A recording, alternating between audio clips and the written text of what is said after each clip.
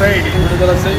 விடுதலை செய். டி.ஆர். பாண்டியன் விடுதலை செய். டி.ஆர். பாண்டியன் அவர்களை விடுதலை செய். விவசாய சங்கத்தினர் டி.ஆர். பாண்டியனை விடுதலை செய்.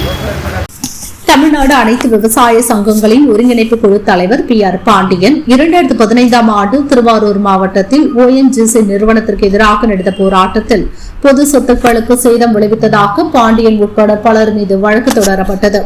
இவ்வழக்கில் பாண்டியன், முன்னாள் ஊராட்சி தலைவர் செல்வராஜ் ஆகியோருக்கு தலா 13 ஆண்டுகள் சிறை தண்டனை விதித்து கோர்ட் உத்தரவிட்டது. தொடர்ந்து இருவரும் சிறையில் அடைக்கப்பட்டனர். இதை எதிர்த்தும் ஜாமீன் வழங்க கோரியும் இருவரும் மேல்முறையீடு செய்துள்ளனர். இருவரையும் விடுதலை செய்ய கோரி மாநிலம் தழுவிய முறையில் விவசாயிகள் பல கட்ட போராட்டங்களை நடத்தி வருகின்றனர்.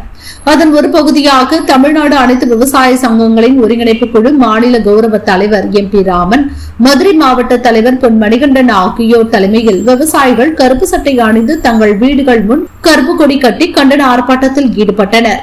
இன்றைக்கு அந்த OHM நிறுவனம் பொய் வழக்கு புனையப்பட்டு திருவாரூர் மாவட்ட நீதிமன்றத்தில் நடைபெற்ற அந்த வழக்கு 10 ஆண்டுகளுக்கு பிறகு நீத்து போன வழக்கு. அந்த ONGC நிறுவனம் அங்கே வழக்கு போட்டதே தப்பு அப்படின்னு சொல்லி பசுமை தீர்ப்பாயம் தீர்ப்பு வழங்கியதற்கு பிறகு சுப்ரீம் கோர்ட்டிலே இன்றைக்கு அதை முன்னாள் முதல்வர் மரியாதைக்குரிய அம்மா ஜெயலலிதா அவர்கள் அது வேளாண் மண்டலமாக அறிவிக்கப்பட்ட பிறகும் இன்றைக்கு அந்த வழக்கு நீர்த்து போன வழக்கை உயிர்ப்பித்து 13 ஆண்டுகள் சிறை தண்டனை கொடுத்தது விவசாயிகளுக்கு பேரிடியாக இருக்கிறது. உடனடியாக நீதிமன்றம் முன்வந்து அந்த அந்த அந்த அந்த அந்த வழக்கை இன்றைக்கு 13 வருஷ தண்டனையை மறுபரிசீலனை செய்து உடனடியாக அவரை விடுதலை செய்வதற்கும் தமிழக அரசும் அதற்கான முயற்சிகளை எடுக்கப்பட வேண்டும் என்று ஒட்டுமொத்த விவசாயிகள் சார்பில் தமிழ்நாட்டில் இன்றைக்கு அனைத்து விவசாயிகளுடைய வீடுகளிலே துக்கத்தை இன்றைக்கு அவர் தலைவர் அவர்கள் சிறை கொட்டடியிலே வாழ்ந்து கொண்டிருக்கிறார்.